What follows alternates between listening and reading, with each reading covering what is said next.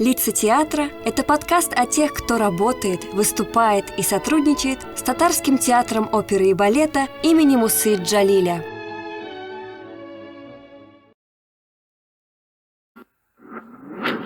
Здравствуйте, зрители и слушатели подкаста «Лица театра».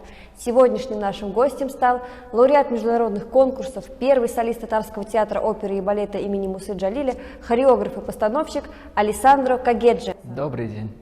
Алессандро, в преддверии 35-го Нурийского фестиваля расскажите, в который раз вы выступаете на этом фестивале? Это уже мой 7-й сезон и 7-й раз на Нурийском фестивале. Успел уже за 7 лет много чего станцевать на фестивале, с многими звездами танцевать, и российских, и зарубежные артисты. Но это всегда праздник, это вот то, что юбилейный и не юбилейный, всегда Нурийский фестиваль — это праздник. В этом году я думаю, что, хотя каждый год это, конечно, насыщенный всегда у нас фестиваль, но в этом году, получается, у меня «Визир» в балете «Золотая Орда», «Шут» в «Лебедином озере». Что у меня еще? Ну и, конечно, гала-концерт. Вот у меня новая постановка будет с нашим театром. И еще танцую фрагмент из балета «Шурале». Вот. И, помимо этого будут другие спектакли, но пока составы неизвестны. Алессандро, помните ли вы партию, которую вы исполняли на вашем первом Нурийском фестивале? Да, это было в балете «Эсмеральда», когда у нас была премьера. Это был, значит, в 2016 году, мой первый сезон. И я танцевал, я помню, что я репетировал партию Грингуара, Пьер Грингуара, которую я сейчас исполняю. Также я репетировал ПДД Диана Актен, который я сейчас тоже танцую достаточно часто. Но тогда на премьере танцевали другие артисты, а я танцевал «Четверка короля» в балете «Эсмеральда». А какие партии вам удалось еще исполнить за все время Нурийского фестиваля?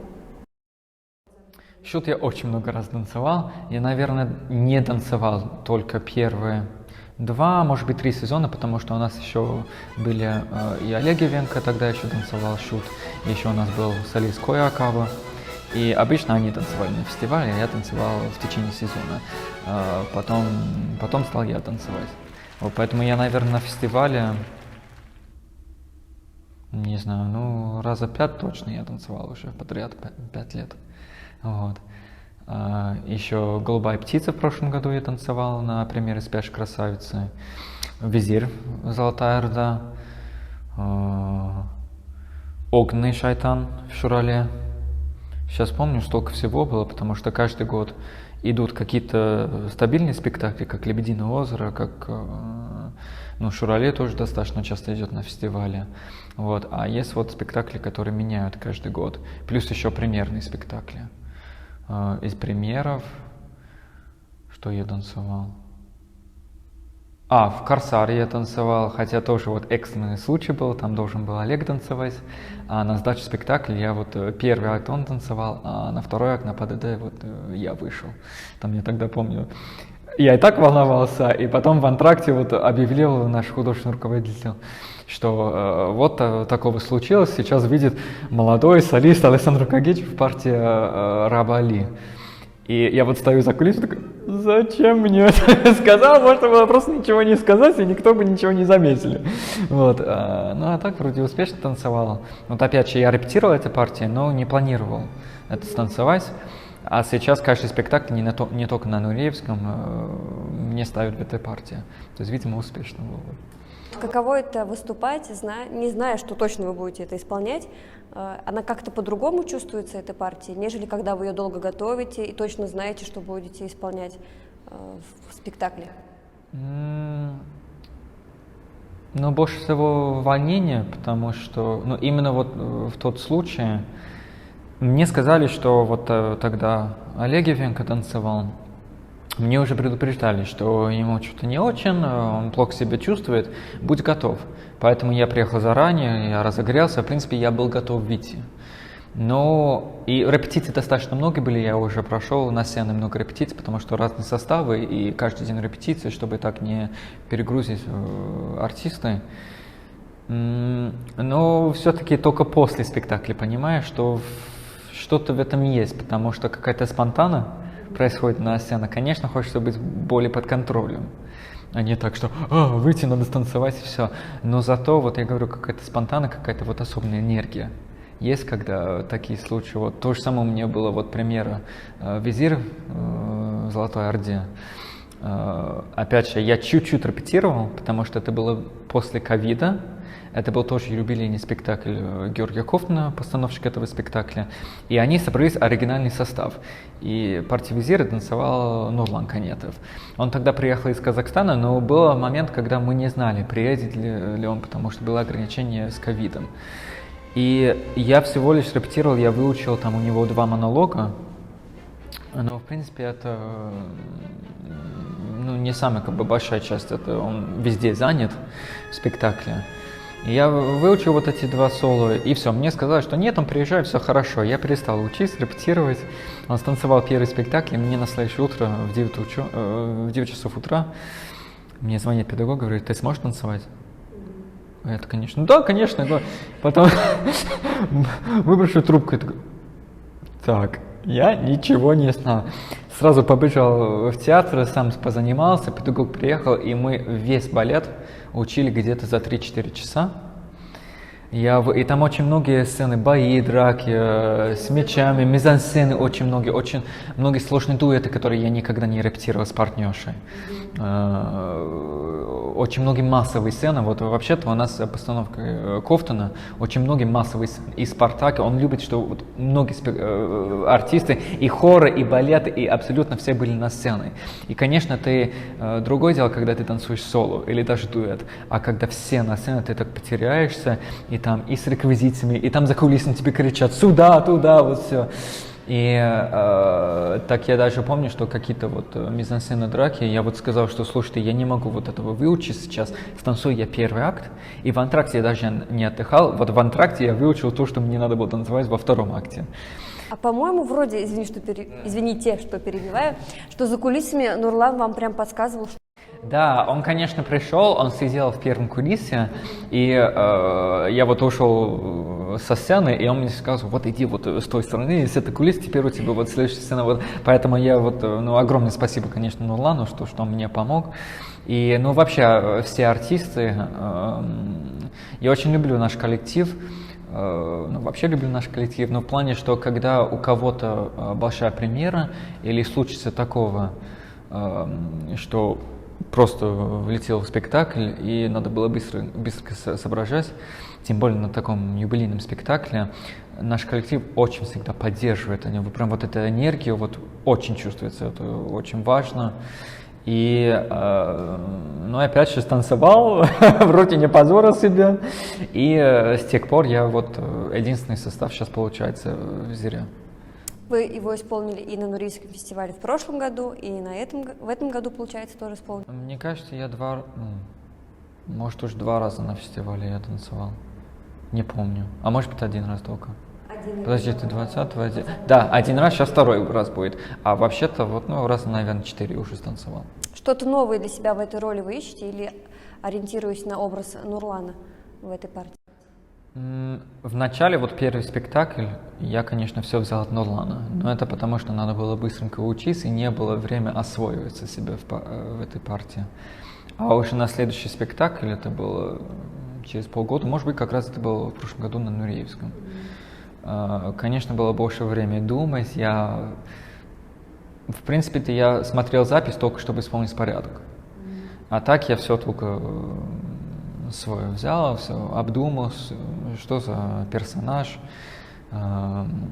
отношения его с другими персонажами, все. И сейчас, мне кажется, конечно, все равно что-то осталось от Нурлана, потому что он оригинал, и, конечно, от него надо брать, потому что он работал с хореографом, и, конечно, есть много нюансов, которые именно просил хореограф. Но сейчас я надеюсь, что я танцую свой «Визирь», что я приношу что-то свое в этой партии. Но я очень люблю эту партию. Это, наверное, Ну, входит, наверное, топ 3-4 партии в репертуаре для меня. Вот очень люблю эту партию. Я прям вот стою на сцене, танцую и получу удовольствие. Не то, что спектакль закончится и это было класс, а прям во время спектакля я вот мне очень нравится. Вы сказали, что эта партия входит в топ-4, а какие еще 3 партии? Наверное, самый любимый это Дон Кихот. Кстати, поговорить, я вас поздравляю. Ага, спасибо большое. Да, вот буквально месяц назад только танцевал первый раз Дон Кихот в партии Базилия с Маной Кувабары. Я очень давно танцевал, мечтал танцевать с этой партией, прям с детства, это детская мечта. Мне мама купила запись Михаила Барышникова. И это, наверное, был первый балет, который я просто сидел от начала до конца, не оторвал глаз. Запись именно. Я не перемотал на слово ничего, там какие-то там женские танцы, которые мне не интересны были. Я прям все от начала до конца смотрел. И с тех пор я хотел это танцевать. И у меня очень многие очень ожидания от этой партии. И мне даже вот несколько дней до премьеры я-то думал, немножко даже переживал, что а вдруг это не будет так, как я мечтал, как я ожидал. Но все-таки нет. Было прям как я ожидал, даже больше, и 100% это стал самый любимый спектакль. Я очень надеюсь, что буду и много-много раз танцевать.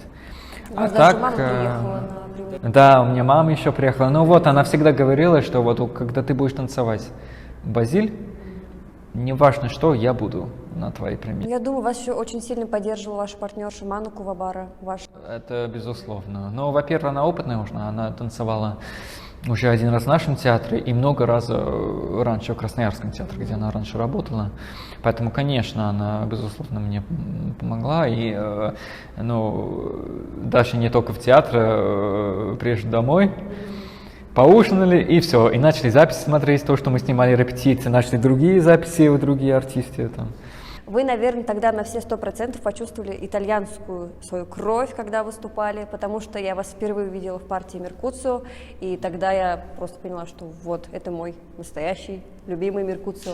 Каково это вот? Почувствовали эту итальянскую? Да, ну вот как раз Меркуцио это тоже в топовые спектакли. Вот Дон Кихот, Шурале, Меркуцио и Визир. И да, абсолютно в Ромео и Джульетте я чувствую себя дома. Верона, Италия, мне особо там играть не надо, и даже характер его очень близкий, я думаю, что к себе, к своему характеру, поэтому там, да, я абсолютно, это моя партия, скажем так. А Базиль все-таки тоже испанская культура, и темперамент очень похож на итальянский, поэтому испанский, да. Поэтому тоже здесь особо не надо было играть, я был... Ну, не то, что я не был Базиль, я был Базиль на сцене, но все равно Алессандро как-то вот был там тоже. И опять же, очень чувствую энергию кардебалета, потому что тут очень важно, особенно в первом акте, мы там просто на площади танцуем, тут не шурале, где ты какой-то зверь, животных или что-то, ты просто человек. И когда просто даже не танцуешь, а просто мизансцены какие-то, вот эта энергия от кардебалета, взгляд, чтобы прям в глаз смотрели, это очень прям поддерживало. И, я, наверное, всю жизнь запомню этот спектакль, конечно. Ну, предположим, что как раз итальянская, испанская ближе друг к другу, а вот татарская, Шурале, это же татарский персонаж. Каково это вам исполнять? Что вы испытываете? Долго ли вообще готовились к этой партии? Долго готовил, и до сих пор долго готовлюсь, когда я знаю, что у меня Шурале, но тогда я много месяцев готовил, а сейчас все равно, если я партию, например, берем Меркуцио, да, или Визир, или Корсар, Али, или что-нибудь, я беру, может быть, неделю репетиции. А вот тут Шурале из того, что настолько тяжело физическая нагрузка очень большая, я беру как минимум 2 недели, просто чтобы отрабатывать выносливость, дыхание. Но мне очень много передал мой педагог Дмитрий Строителев, потому что он сам танцевал эту партию очень много, и он тогда сам работал с нашим художественным руководителем Владимиром Яковлев, который тоже сам великолепно исполняет эту партию, поэтому такая вот через поколение все мне передал. И вот поэтому и тоже вот мой педагог, он мне не дал смотреть другие записи, он мне дал только посмотреть свой запись, чтобы опять учить порядок, и потом он говорил, что все, больше не смотри, я тебе все полностью передам, эта партия как бы в своих ногах, руках, в твоих. Поэтому я не знаю, вот, ну, сейчас у меня более в пластике, быстро вспомню, в смысле, как надо двигаться, а тогда, конечно, это был большой поиск. Вот несколько месяцев я танцевал в марте месяце, это было примерно мое. Наверное, долго, 18-й, 19-й, может быть, не помню. 18-й, мне кажется. Я уже начал до гастролей, то есть вот в ноябре месяце начать посмотреть, выучить. Потом уехали на гастроли, приехали в начале февраля. Вот и почти 2 месяца, вот получается, я готовил эту партию. А вот как вы вдохновлялись на эту партию? Читали сказку Шурали или еще как-то? Потому что это же совсем другая культура. Я читал, я смотрел фильм-балет, я смотрел мультик, смотрел оригинальную постановку Якобсона, которая идет в Мариинском театре, но там, конечно, образ немножко другой. Он там весь мягкий, весь как-то, ну, своеобразный, как-то странный, я не знаю. А в нашей редакции он более, ну, где-то он более острый, он более злой, он, ну, где-то очень хитрый, где вот, а для меня по сказке, вот наша редакция, наш образ Шурале, это ближе к Тукаю. Поэтому, да, безусловно, я все это читал, все посмотрел. Но опять же, со временем ты освоишь партию, и мне кажется, спектакль другой. Вот сейчас недавно танцевал в марте месяце, и я даже не знал, я не понял, как я танцевал, я только потом посмотрел запись, которую мне Мана из зала снимала на телефоне. И я даже после первого акта, я говорю, ну, нормально все? Я спросил, и педагог, все, да, все хорошо, все отлично. Я говорю, просто мне совсем другое ощущение сегодня почему-то, я как-то другой. Я говорю, ну, я не знаю, это плохо или хорошо? И мне сказали, не, все хорошо, все, вот, ну, это же хорошо, опять вернемся к тому, что хорошо, когда спонтанно на сцене, хорошо, когда ты не просто... Конечно же, есть многие моменты, где надо просто делать прям как репетировали, какие-то технические моменты, просто собираться с холодной головой, скажем так, и выполнять технику. А все остальные моменты, я считаю, что это хорошо, когда не перерепетировано, а когда ты просто живешь на сцене и отдаешь все свои эмоции зрителю и другим артистам. И ну, для меня это театр. Вот это театр. Когда впервые на фестивале казанская публика увидела номера вашей хореографии? Наверное, впервые казанские зрители увидели мою хореографию. Это было на первом фестивале «Стейдж-платформа» Олега. Тогда приехал Михаил Лабухин, премьер Большого театра, танцевал номер, который я для него ставил. Я сам танцевал соло «Ференс», на котором я приз получил на конкурс тоже для этой хореографии.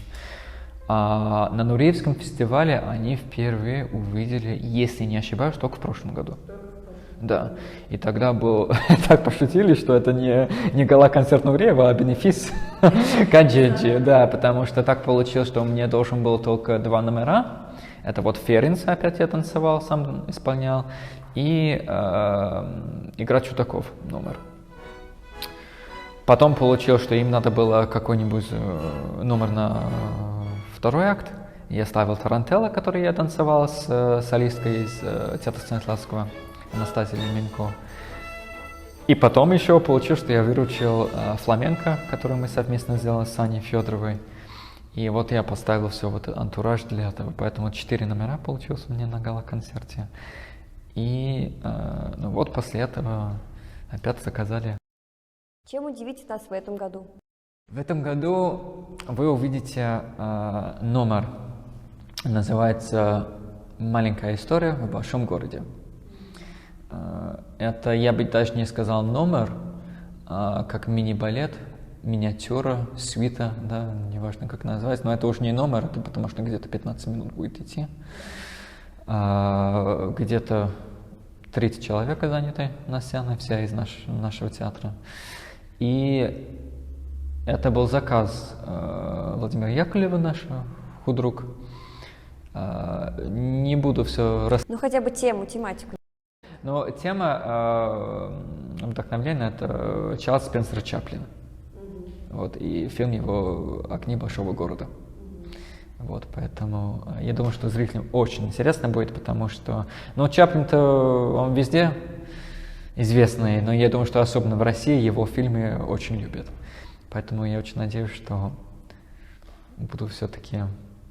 Ну, конечно же, это не просто прямое взяли от фильма и поставили, это источник вдохновения. Но я уверен, что вот зрителям интересно. Я сам буду один концерт исполнять, но мы еще не решили, первый или второй, но вот и один из них будет Илья Белов исполнять. Вот он суперский актер.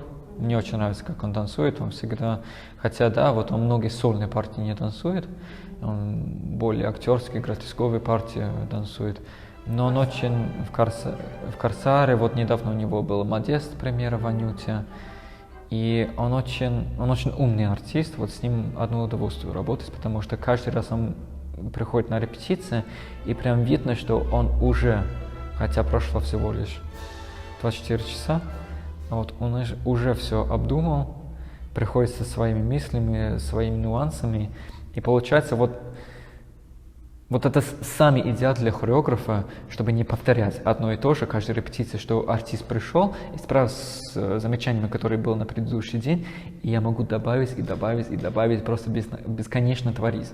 То есть с ним отлично работаю. И Мана Кувабара будет танцевать со солисткой. Плюс еще там есть шестерка, наши артисты кардбалета, которые там, они везде заняты.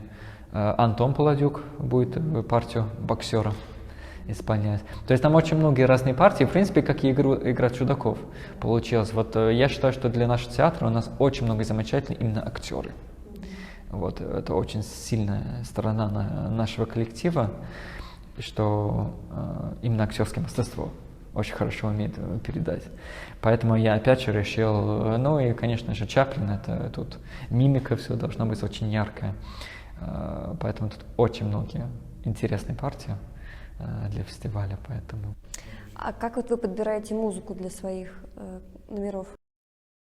Ну, да, обычно я сам выбираю всегда, я очень активно всегда этим занимаюсь, потому что первое для меня это музыка. То есть даже если вот получилось в этот раз, что был тема и, в принципе, сюжет уже было,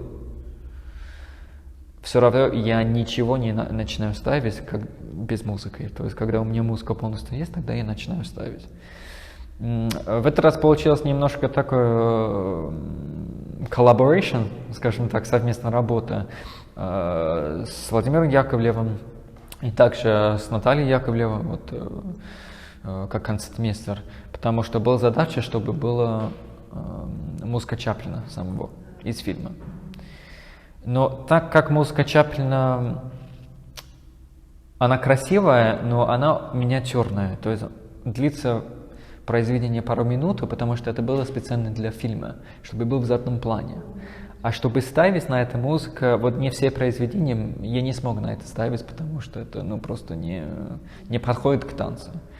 Поэтому мы тут эпоху 20-30-х годах Америки, поэтому я выбрал музыку Чаплина, а также два произведения Гершвина. Это «Американец в Париже». Я обожаю. Ну да, вместе с Листом и Рахманиновым Гершвин, это да, очень люблю. Очень давно мечтал ставить на его музыке, надеюсь, что я еще буду ставить на его музыке. Но когда я понял, что Америка в 30-х годах как раз вот идеально просто подходит для этого, и для сюжета, и все. Поэтому я, конечно, прыгнул на этот шанс использовать его музыкой. Поэтому да, «Американец в Париже» и концерт для фортепиано. Мы желаем вам удачи в этом, пусть все получится на Нуриевском фестивале, на гала-концерте в том числе. А какие у вас дальнейшие планы? Вы уже сказали о том, что собираетесь поехать в Пермь на конкурсе, И, по-моему, готовите еще солистку театра Олесю Пичугину туда впервые. Да, так получилось, что очень насыщенный сезон. Хотя всегда с каждого сезона думаю, что, ой, может быть, чуть поспокойнее сейчас будет. А так получается, нет, и больше, и больше. Опять же, я никогда не могу отказываться от работы, так как я живу этим. Поэтому да, я сейчас 2 спектакля «Двойник Шурле» танцую. И на следующий день сразу мы едем вместе с Маной Кубабар и Солис Пичугин на конкурс «Арабеск» в Перми. Это конкурс хореографов современной хореографии. Мы с Маной покажем номер, который мы танцевали на стейдж-платформе. Без комментариев, да, на музыку Рахманинова. И я ставил для нашей солистки Олеси Пичугиной новый номер на основе греческой мифологии «Ящик Пандоры» на музыку Гаврилина. Хоровая музыка, очень красивая. Специально я поставил для конкурса, поэтому мы поедем на Арабеск, будем надеяться, что к лучшему. Приезжаю на Нуреевский фестиваль, а после фестиваля, сразу после гала-концерта, на следующий день опять мы уезжаем вместе с Маной участвовать на конкурсе в Большом театре на Московский международный конкурс артистов балета. А там мы уже участвуем как артисты. А вот мне просто интересно, почему вы выбрали именно Олесю? Ну, для этого, наверное, надо опять же поблагодарить моей партнершей и девушкой, замечательной Маны. Олеся, мне очень нравится, как она танцует. Во-первых, она всегда максимально на 1000% себе дает. Вот, и неважно в какой спектакле, потому что у нее очень разнообразный репертуар. Она сможет танцевать вторые или даже более ведущие партии в балетах, а также она сможет танцевать какие-то корифейские партии или даже в кардебалете. Но не важно, что она танцует как будто в последний раз, и как будто она там солистка. И она всегда по-своему танцует, в хорошем смысле, что она не как другие артисты в плане. Она уникальна, она очень хорошо двигается в современной хореографии, мне уже удалось с ней работать в «Игре чудаков». И когда мне надо было ставить новый номер для конкурса, я думал, на кого ставить. И мне Мана сказала, что «А ты не хочешь использовать Олеси?» Например, Аманда Гомес, или Вагнер, Карвалью, или даже Олег, или вот из ведущих солистов.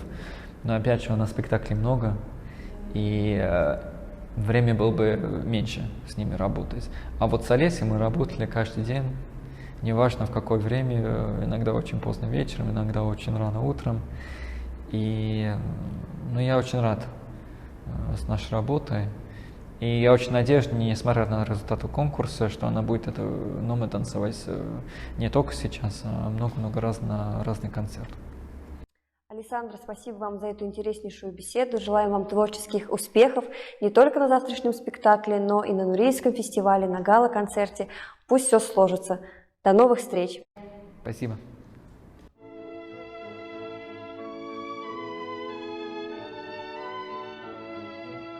Спасибо за внимание и до встречи в следующем подкасте.